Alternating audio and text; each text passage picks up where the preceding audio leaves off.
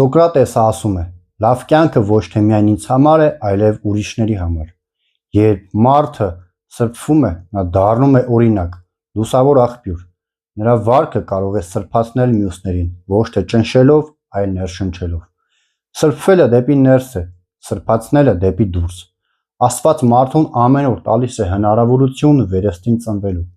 նորոգվելու, առաքինությունների մեջ ամրապնդվելու, աստվածանման լինելու։ Քրիստոս ասաց դուք եք աշխարհի լույսը, ճրագը վառելով սեղանի տակ չեն դնում, այլ մի բարձր տեղ, որպեսզի լուսավորի շրջակայքը։ Քրիստոսին մեր մեջ կրելով, առաքինությունները մեր մեջ նորոգելով եւ արթնացնելով, մենք համեմում ենք մեր միջավայրը, մեր բարի գործերով, մեր վերաբերմունքով դիմացինի հանդեպ, ներելու եւ ընդունելու կարողությամբ։ Սրբվենք եւ սրբացնենք։ Սա է Աստված մեզանից ակնկալում։ Իսկ եթե մեր միջավայրը մթության մեջ է, այսինքն խռովություններ, դավեր, բամբասանք, հայհոյություն, կեղծավորություն, ապա մենք դեռ այդ լույսը եւ աղը չենք սիրելիներ։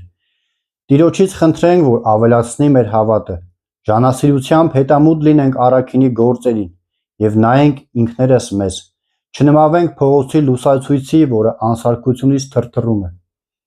Խավարից բողոքելու, տրտնջալու փոխարեն ինքներս լույս լինենք եւ լուսավորենք մեր միջավայրը։ Դուք եք այս աշխարհի լույսը, սիրելի քրիստոնյաներ։